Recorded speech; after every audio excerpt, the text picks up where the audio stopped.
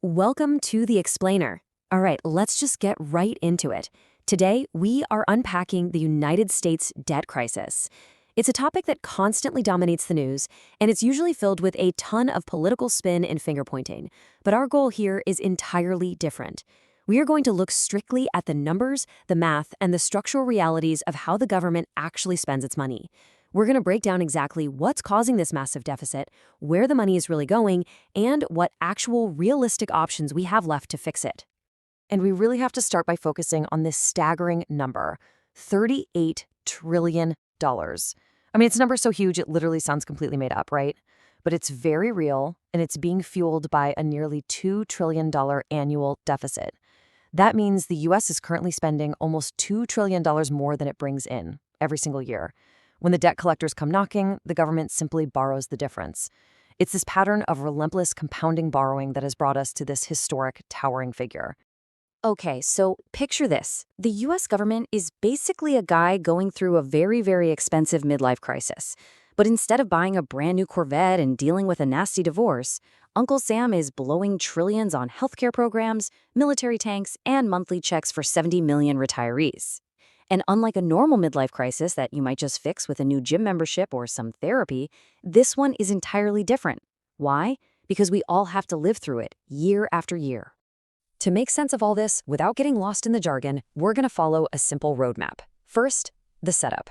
Second, where the money goes. Third, the defense dilemma. Fourth, the mandatory giants. And finally, the cost of inaction. Kicking things off with part one, the setup, an unprofitable business. Think of the deficit like a company that simply hasn't turned a profit since 2001 and has been running a multi-trillion-dollar shortfall every single year since 2020. Moving right along to part two, where the money goes.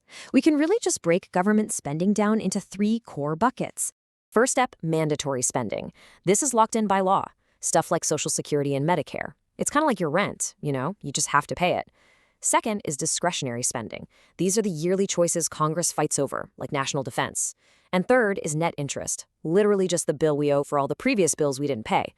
Now look at the sheer concentration of this spending. Just 5 giant line items eat up nearly 70% of the entire federal budget. Those core 5 are Social Security, Medicare, Medicaid, national defense, and interest on the debt. Everything else, all the other departments, agencies, and programs you hear politicians screaming about on the news, makes up only 30%. That means everything outside of those top 5 is effectively just pocket change in the grand scheme of the deficit. Now, this brings us to a talking point you hear all the time, foreign aid. People are always demanding we cut it to balance the budget. Well, in 2024, the U.S. spent $78 billion on foreign aid. Sounds massive to you and me, right? But get this, it represents only about 1% of the total federal budget. So here's the ultimate reality check. If we completely wiped out all foreign aid tomorrow, cut it entirely to absolute zero, what does that actually buy us? Exactly 19 days of Social Security payments. That's it. 19 days, and then we are right back to borrowing. Trying to fix a multi-trillion-dollar deficit by cutting foreign aid is literally like trying to lose weight by switching to Diet Coke while you're still eating McDonald's every single day. Trimming around the edges won't fix the root cause. If we actually want to solve this, we only have 2 real options: cut national defense or cut mandatory spending. Which brings us to Section 3, and our first real option, the defense dilemma, an emotional blanket. National defense is a massive expense. We're talking around $850 billion a year, or 13% of the budget. To put that into perspective, the U.S. spends more on defense than the next 10 countries combined. Yeah, including China, Russia, Germany. We are absolutely outspending everyone. But here's the thing. Defense acts as this sort of emotional support blanket for the whole country. In a world of rising global tensions, cutting defense means politicians risk being painted as soft on security. Because it's incredibly sticky politically, making real significant cuts to that $850 billion bucket is considered highly, highly unlikely. So that leads us right into Section 4, the mandatory giants, the Mount Everest of the budget.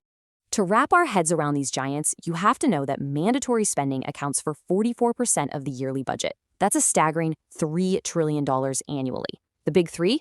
Social Security, Medicare, and Medicaid. Attacking any of these is basically career suicide for a politician. But mathematically speaking, this is where the money is. And there's a terrifying ticking clock here. We literally don't have the luxury of ignoring this forever.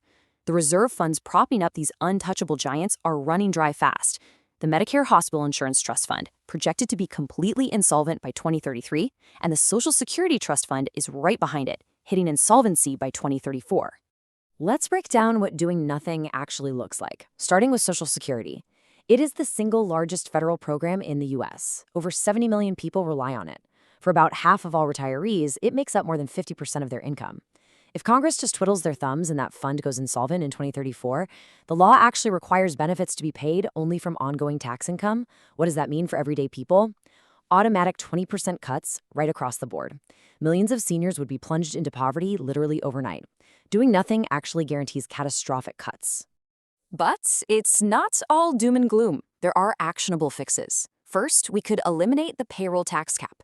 Right now, you only pay Social Security taxes on the first $170,000 of your income.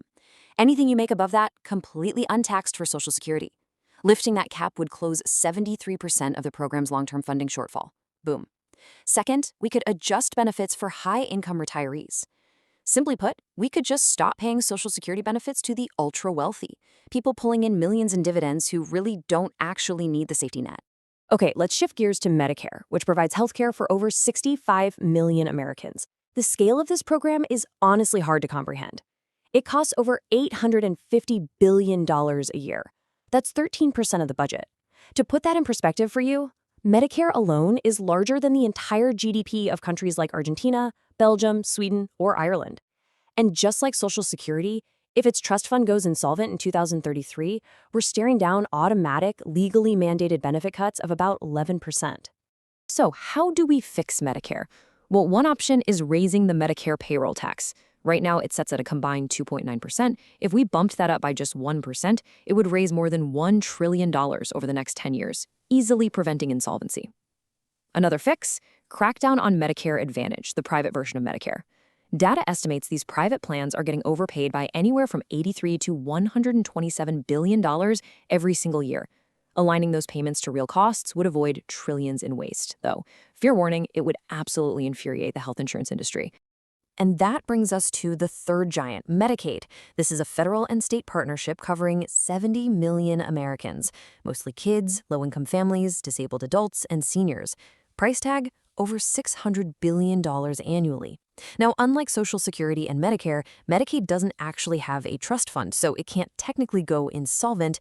However, it is plagued by a totally different systemic issue that's just draining the budget. That issue is improper payments.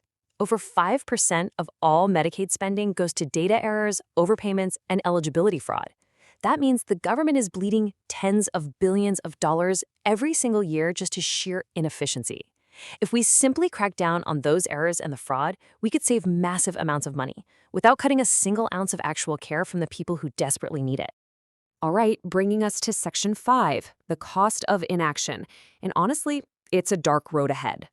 So, what happens if America just says, you know what, screw it, avoids making any hard choices, and simply keeps borrowing trillions to fill the gap? Well, investors aren't dumb, right? If they see a country spiraling into debt with no roadmap to fix it, they view that debt as super risky. To compensate for that risk, they demand higher returns, which forces the interest rates on U.S. borrowing to shoot up. And when the government's interest rates go up, everyone's interest rates go up. It creates this devastating ripple effect. We're talking pricier mortgages for everyday people, more expensive car loans, costlier business loans, higher credit card rates. Inaction doesn't just hurt the government, it inevitably skyrockets interest rates and slowly chokes the everyday economy in slow motion.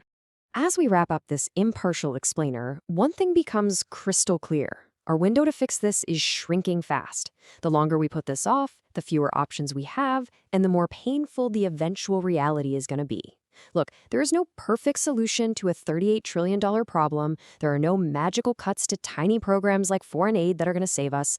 There are only really difficult trade-offs and real sacrifices. Doing nothing, it's absolutely not a viable option anymore. So I want to leave you with this final provocative thought. We know the math, we know exactly where the money goes, and we hear the ticking clocks of insolvency loud and clear. The question isn't whether we have to make sacrifices anymore. The question is, what sacrifices will we choose? Are we going to raise taxes, cut benefits, scale back defense, or just keep borrowing until the economy literally forces our hand? It's a tough conversation, but it's one we all need to be a part of.